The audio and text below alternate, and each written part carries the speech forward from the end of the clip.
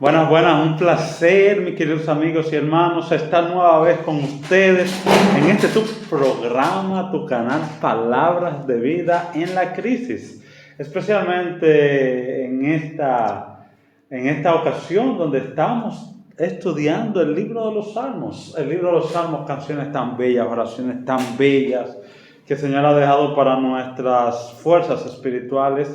Y en esta semana estaremos estudiando cómo cantar la canción del Señor en tierra extraña. Cómo cantar la canción del Señor en tierra extraña. Así que por favor no te muevas ni un momento.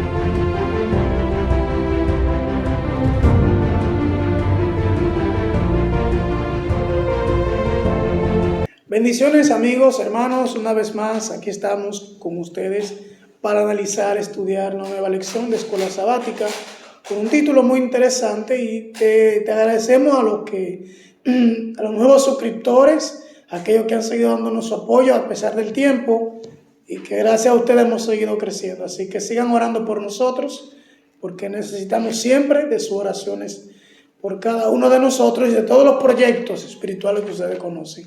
Bienvenidos. Así es. Vamos a orar. Amén. Gracias, Padre, por tu gran amor, tu gran benevolencia, tu gran misericordia en favor nuestro. En este momento necesitamos que tu presencia, tu Santo Espíritu, venga y esté con nosotros para que nos dé a conocer las grandes verdades de tu palabra. Así que guíanos, dirígenos en todo en el nombre de Jesús. Amén. Amén.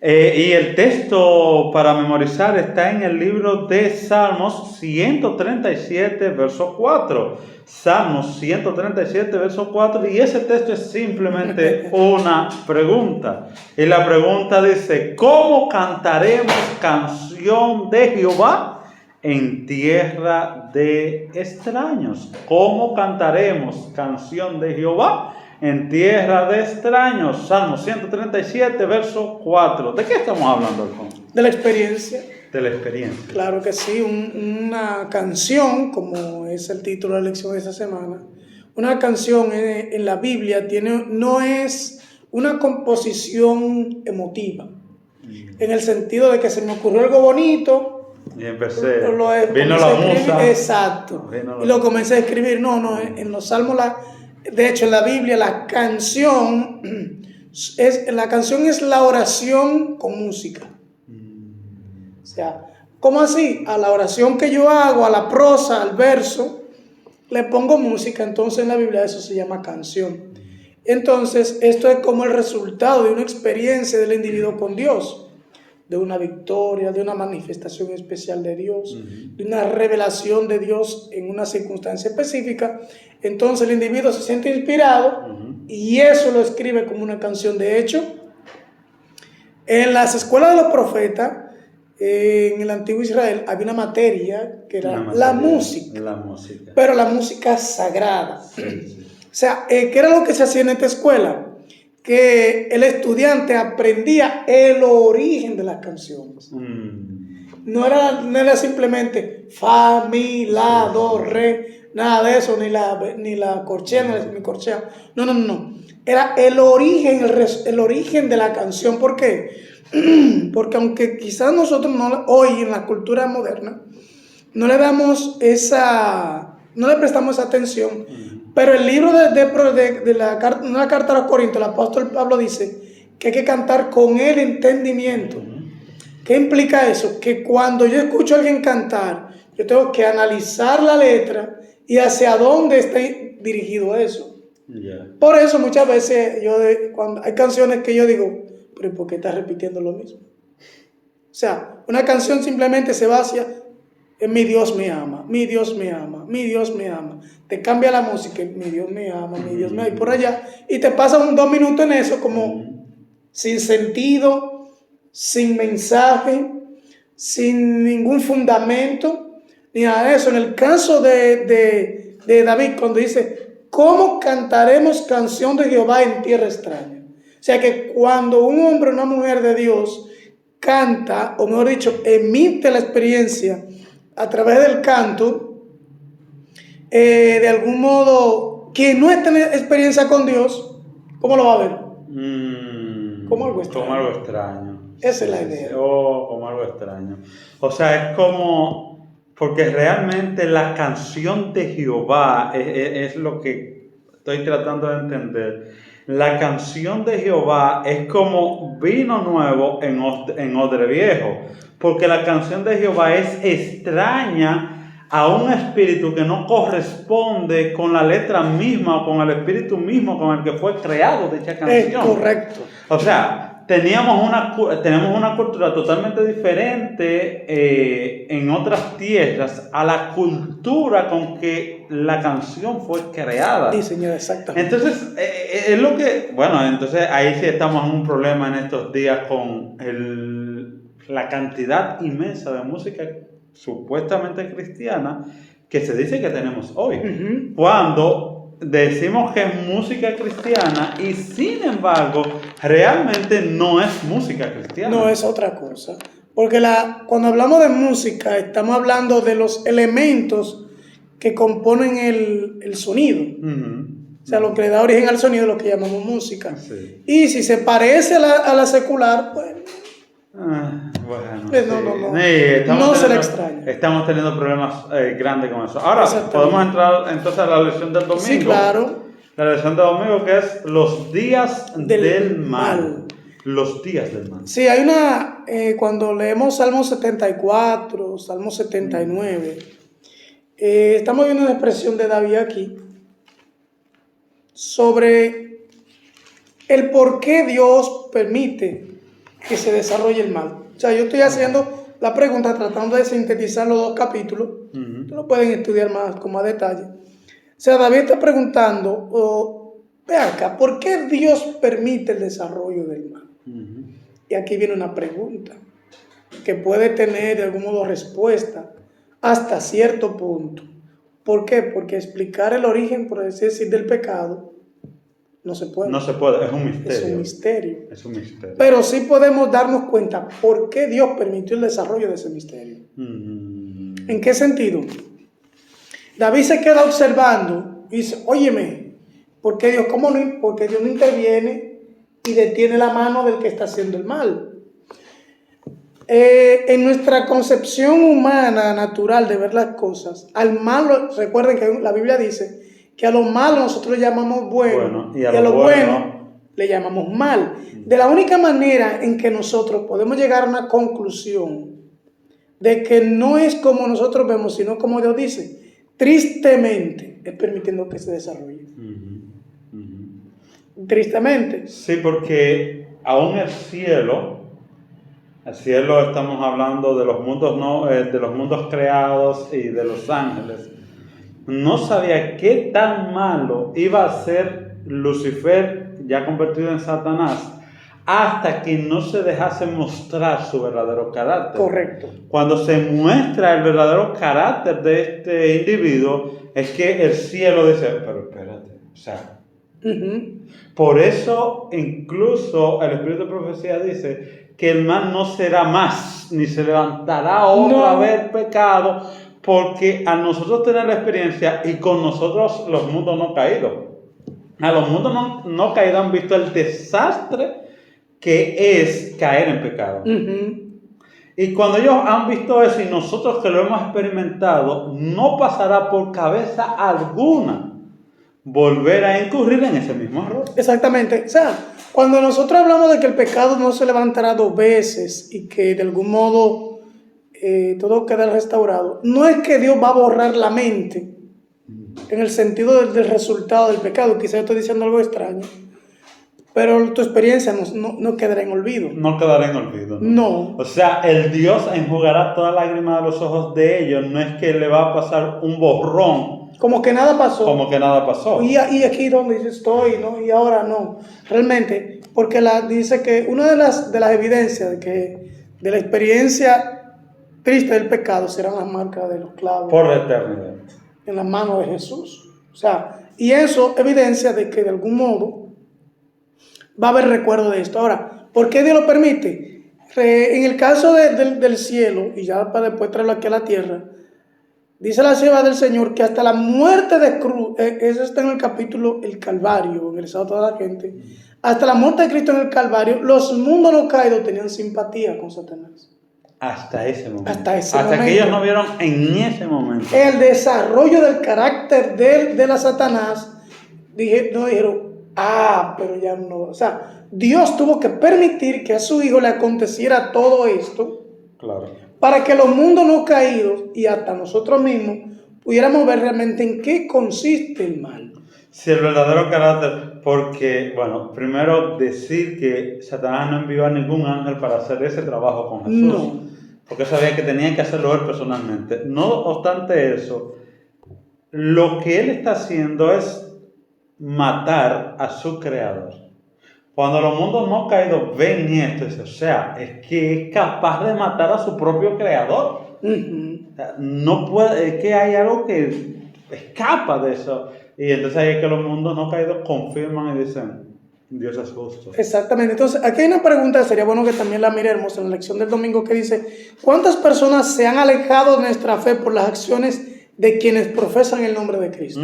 ¿Por qué? Porque también existe el problema de que lo que hemos decidido ser cristianos muchas veces revelamos el carácter no del Señor. Canción de Jehová en extraña. Exactamente, sino de un hombre que lejos está de Cristo. Entonces muchas veces la gente dice, si es para ser como ese, mejor yo no voy a la iglesia. Yo estoy mejor así. Que para ser como ese, di que cristiano. Entonces, del otro lado, los cristianos decimos, no, es que estamos en la lucha. Uh-huh. O sea, aquel se niega a entrar a la iglesia porque yo estoy revelando un carácter uh-huh. que no es el de Cristo. Pero yo, que ya me doy cuenta que es verdad lo que esa persona piensa, me justifico diciendo, no, hermano, que esto es una lucha. Exacto. Cuando ni una cosa, ni la otra. Ni la otra. O sea, nosotros tenemos que estar conscientes que estamos en un conflicto, donde lo que se busca es revelar el carácter de uno o del otro. O sea, esto es indiscutible. Por eso Jesús dijo, si fueras del mundo, el mundo los amaría. Pero como ustedes no son del mundo, el mundo los aborrece. Uh-huh. O sea, y nosotros como cristianos tenemos que mirarnos en estas palabras del Señor Jesús sobre qué concepto tienen las personas que nos rodean, que no son de nuestra fe o que no profesan nuestro estilo de vida. Yo en estos días he estado pensando mucho sobre eso, porque todo el que tiene un contacto con nosotros o lo ha tenido, tiene que llevarse una impresión de nosotros, o positiva. Y se la lleva. De alguna manera. O sea, todo el que tiene un contacto con nosotros se lleva una impresión. Ahora bien, ¿cómo es esa impresión? No es neutra. ¿Qué impresión se lleva? Sí, no es neutra, no es incolora, no es ignolora. No, tiene. Y ahí está lo especial de esto. Si el Espíritu de Dios tiene una impresión en ti constante, que tú permites que el bautismo del Espíritu Santo sea en ti diario, como así lo aconseja la palabra, esa misma impresión tú le darás. Es como decía un amigo mío, hay una fragancia. Hay una fragancia, y es el Espíritu de Dios, tiene una fragancia. Sí. O sea, es otra la organización de tu vida, de tu ser, de donde tú estás cuando eso sucede. Pero bien. Bueno, lunes. A las puertas de la muerte. Mira lo que dijo David. Uh-huh. Aquí en el Salmo 88. Dice que él está marchitándose como la hierba. No puede comer. Apartado con los muertos. Yace como los muertos en la tumba. Es repulsivo para sus amigos. Está sufriendo y desesperado. Sus huesos se le pegan a la piel. Dame en una sola palabra, ¿qué estaba pasando con David? Sufrimiento, dolor, depresión.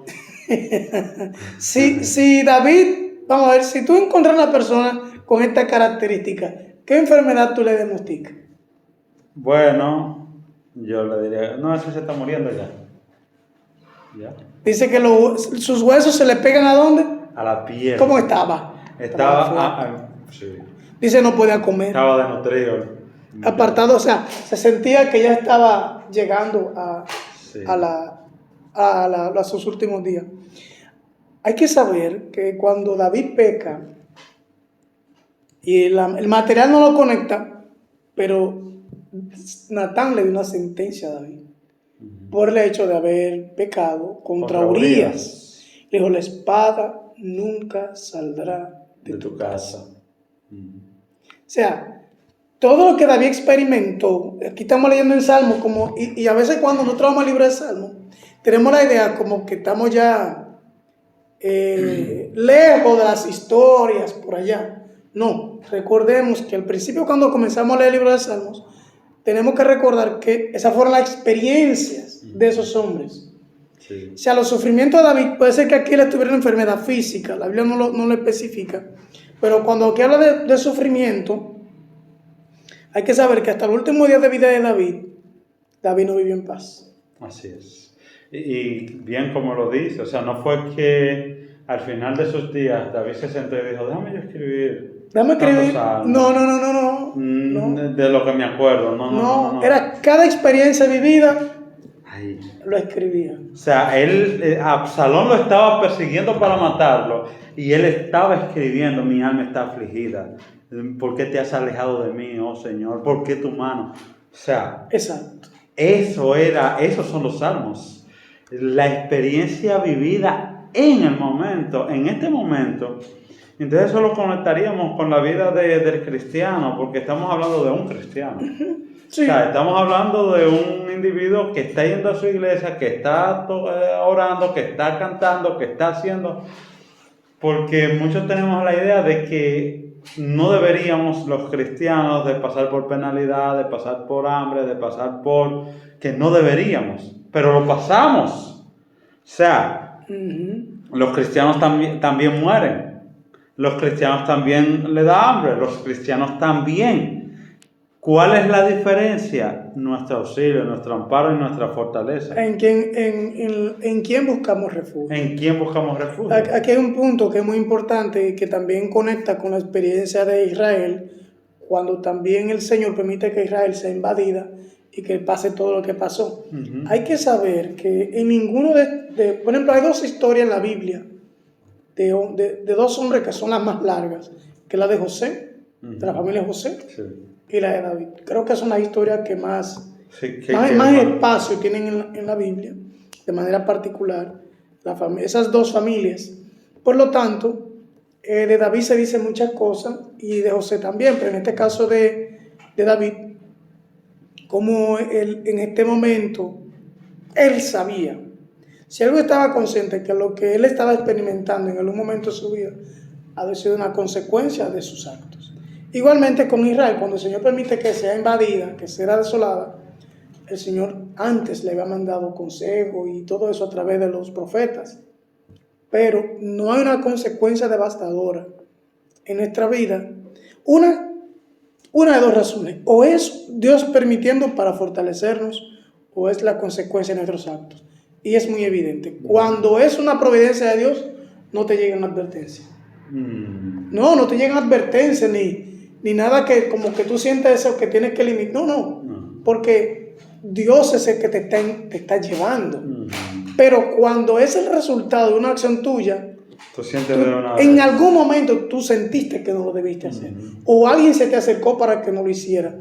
O tú instintivamente dices, no, es que si yo lo hago me puede pasar. Exacto. Pero cuando es un proceso de Dios, como el caso de Job, tú no sientes como ese límite hacia lo que estás haciendo. ¿no? Y eso es muy importante que uno lo sepa. Claro. ¿no? Sí. Ahora sí, la lección del martes que dice, ¿dónde está Dios? ¿Dónde está Dios? ¿Cuándo uno regularmente se hace esa pregunta? cuando estás pasando por momentos muy incómodos, muy difíciles, de cosas que no se explica, o sea, un cristiano que ama a su esposa, que tiene una familia decente, que tiene una familia en orden, que tiene una familia feliz, que los hijos van creciendo y que todo aparentemente va bien cuando de repente él o ella le llega un cáncer, una enfermedad mortal, muere en un accidente de manera repentina. Se dice, pero padre, ¿qué es lo que está pasando? Puede ser hasta de unos misioneros, puede ser de que sea una pareja de misioneros predicando el evangelio y de repente hubo un accidente, y ahora me quedo solo. Señor, haciendo tu obra, ¿dónde estás? Hay una... Yo me hacía la pregunta mientras estudiaba un poquito esto, ¿por qué Dios permite que nosotros sintamos su ausencia? No es que Él está lejos. No es que Él está ausente. No. Pero de algún modo, Él limita que nosotros percibamos su presencia. Porque cuando nosotros estamos en ese punto, sale a relucir, o sea, sale lo que posiblemente ni siquiera nosotros sabemos que teníamos en la mente. Como el caso de Job. Sí. Jesús, Padre, ¿por qué tú me desamparaste? O sea, desde Jesús no salió una negativa hacia Dios. De Job tampoco salió una negativa hacia Dios. En ese momento de crisis profunda de su vida, salió lo que genuinamente había en ellos.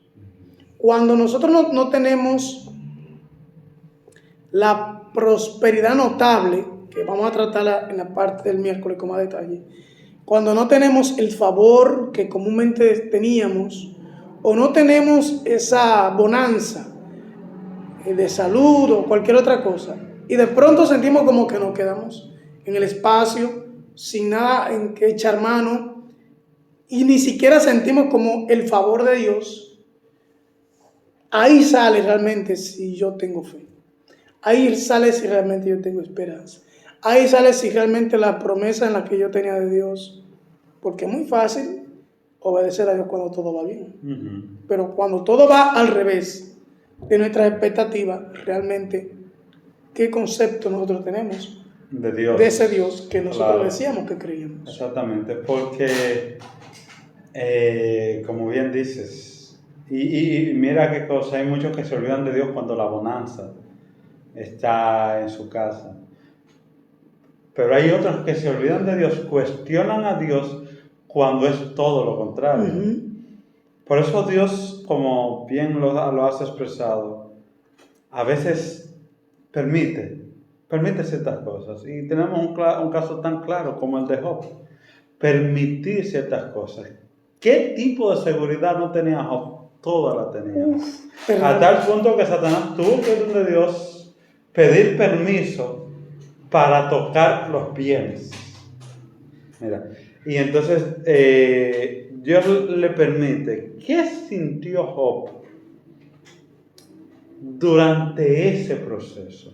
Ahora bien, podemos estar seguros de que aunque Job era una persona fiel, aunque Job era una persona íntegra, como el mismo Dios pues lo había expresado, no fue el mismo Job pos la experiencia de dolor que sufrió al Job que era antes de esa experiencia. Y mira que el Job que es antes de esa experiencia es un Job valorado por el mismo Dios.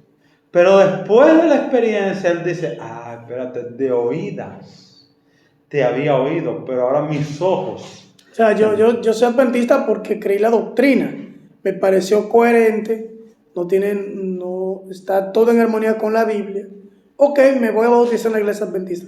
Eso es escuchar a Dios. Eso es escuchar, de oídas. Pero cuando tú atraviesas por la experiencia de tener que depender de Dios, entonces ahí eso tiene otro color muy distinto. Muy distinto. Y aún, porque cuando tú tienes que depender de Dios, cuando aún tu propia fe está en contra tuya. Claro. O sea, eso es decirle, Señor, te obedezco, no entiendo, pero sigo. Eso es todo. Muy bien. Ha fallado para siempre su promesa. Y aquí hay una dice, Salmo 77. Dice, comienza con una súplica de ayuda a Dios, llena de lamento y dolor y dolorosos recuerdos del pasado. Con mi voz clamé a Dios clamé, y Él me escuchó. Amén. Dice el Salmo 77, una súplica. Cuando Él dice, con mi voz clamé a Dios clamé. Ahora léete del 7 al 9, ¿qué dice? Dice, tú temible eres tú. Del 77. Perdón, sí, 77 al 7. Desecha el Señor para siempre y no volverá más a sernos propicio. ¿Ha cesado para siempre su misericordia? ¿Se ha acabado perpetuamente su promesa? ¿Ha olvidado Dios el tener misericordia? ¿Ha encerrado con ira sus piedades? Realmente, estos dos salmos están hablando de las promesas del Señor, porque las promesas del Señor, toda promesa está en un contexto de futuro. Uh-huh. Y de un futuro condicional, porque todas las promesas son condicionales, todas las promesas. Cuando uno lee una promesa, ante la promesa hay una petición. Uh-huh. ¿No? Y aquí David dice que había una noche, el 77.4, ¿qué dice? Dice el 77.4, detenías los párpados de mis ojos, estaba yo quebrantado y no hablaba. No podía dormir, estaba en insomnio y si no podía cerrar los ojos y no podía abrir la boca. No puede hablar. Seria la condición de David. Sí. Así que estaba pasando por un insomnio. Y también David, de algún modo, ve como que Dios hace la pregunta, ¿es posible que Dios traicione su pacto? No.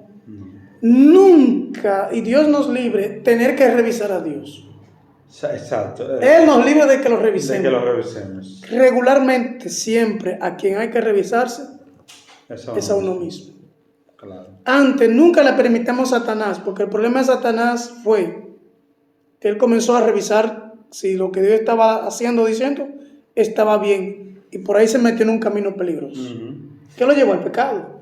De igual modo nosotros, independientemente de las circunstancias que estemos atravesando, no pensemos nunca en revisar a Dios, sino en revisarnos a quién? A nosotros mismos, ¿no? Porque esto es un camino de doble vía, ¿verdad? Ya para entrar a la lección de jueves. Uh-huh. Este es un camino de doble vía.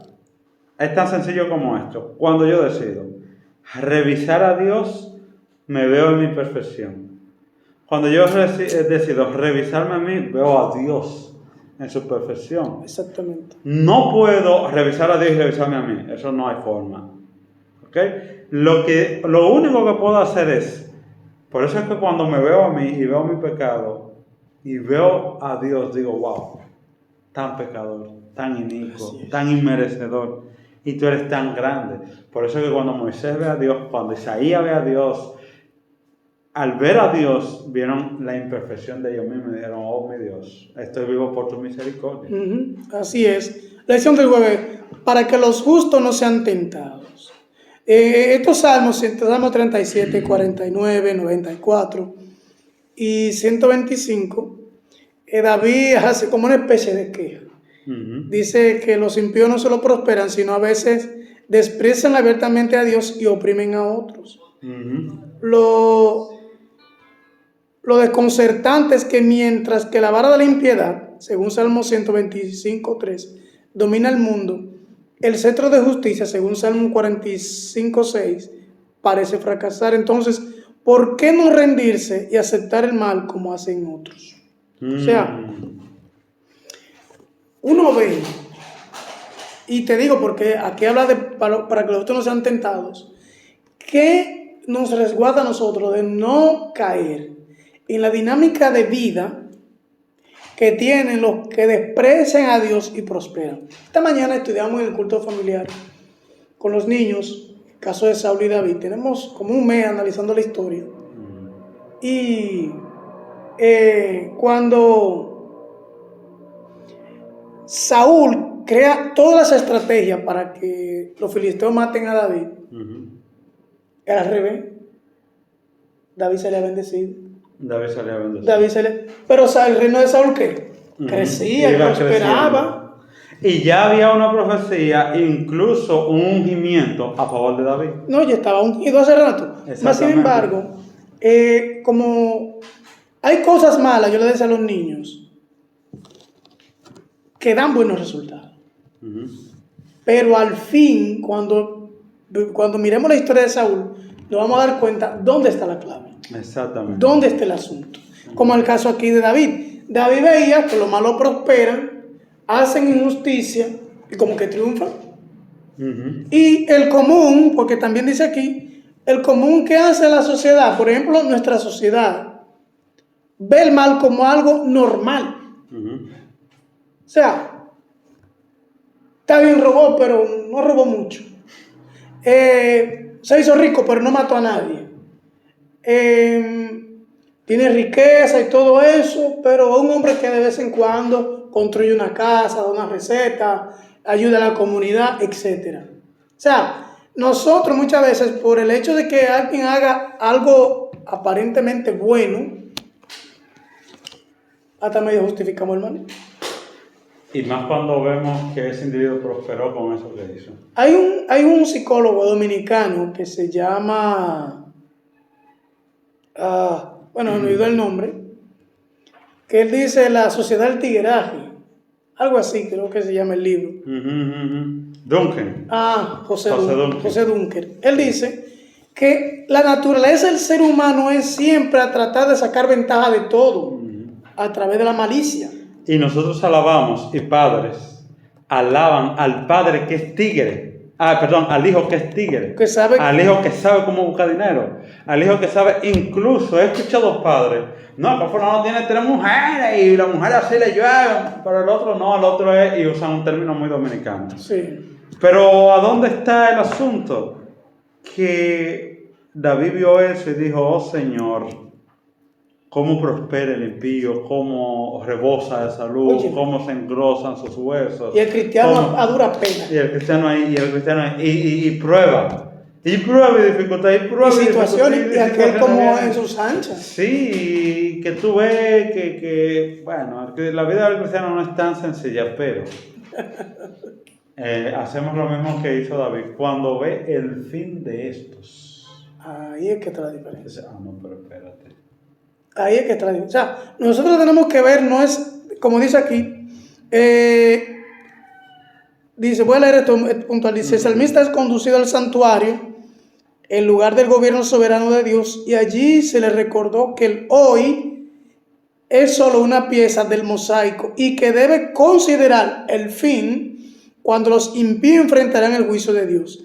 El hecho de que el salmista comprendiera esta verdad en el santuario y confesara su insensatez anterior demuestra que la realidad solo puede captarse con discernimiento espiritual y no mediante la lógica humana. Increíble, maravilloso. Sí. Y te voy a decir una cosa, yo como digo, ¿cómo decir? Fuera de lo que es la meditación espiritual, es difícil mantenerse. Porque aquí estamos compartiendo esta lección y nosotros, siendo por así decir, impresionados por el Espíritu, abrumados por el Espíritu, aquí en esta conversación decimos, no, espérate, es que este es el camino. Pero cuando salimos hasta de este estudio, o cualquiera que nos ven, de un análisis de la Biblia, y que sale afuera, y que tiene un carrito que para encender es un problema, y que ve que ve al vecino que está haciendo malos negocios y pasa en su tremendo vehículo, y que su casita cuando llueve adentro hay más agua que afuera, que es bueno, en fin, que tiene una vida precaria en comparación.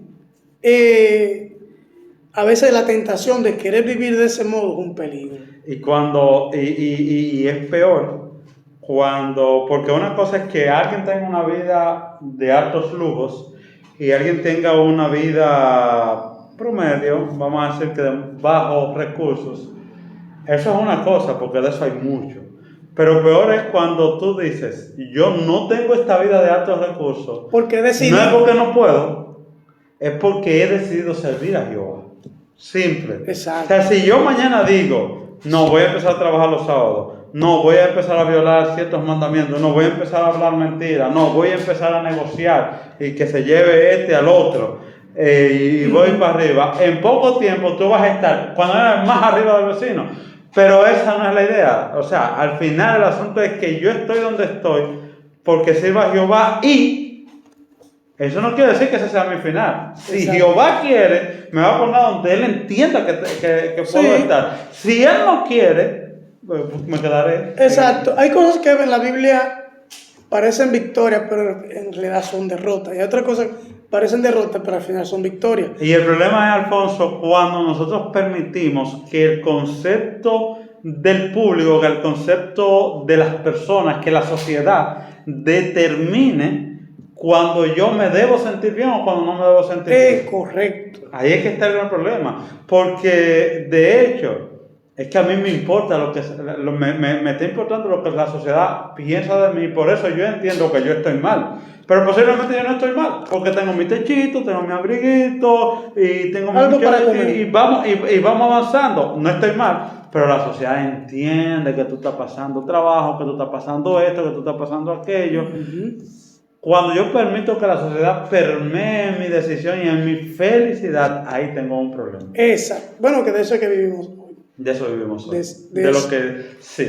eso vivimos hoy, y no me entren en eso porque ya esto le damos en otra. El Señor nos ayuda a mantener nuestra fe firme independientemente de las circunstancias en que estemos viviendo. Y que no miremos las cosas del hoy, sino que miremos cómo van a terminar para aquellos que aman al Señor. Así es. Dios te bendiga. Amén. Bendiciones.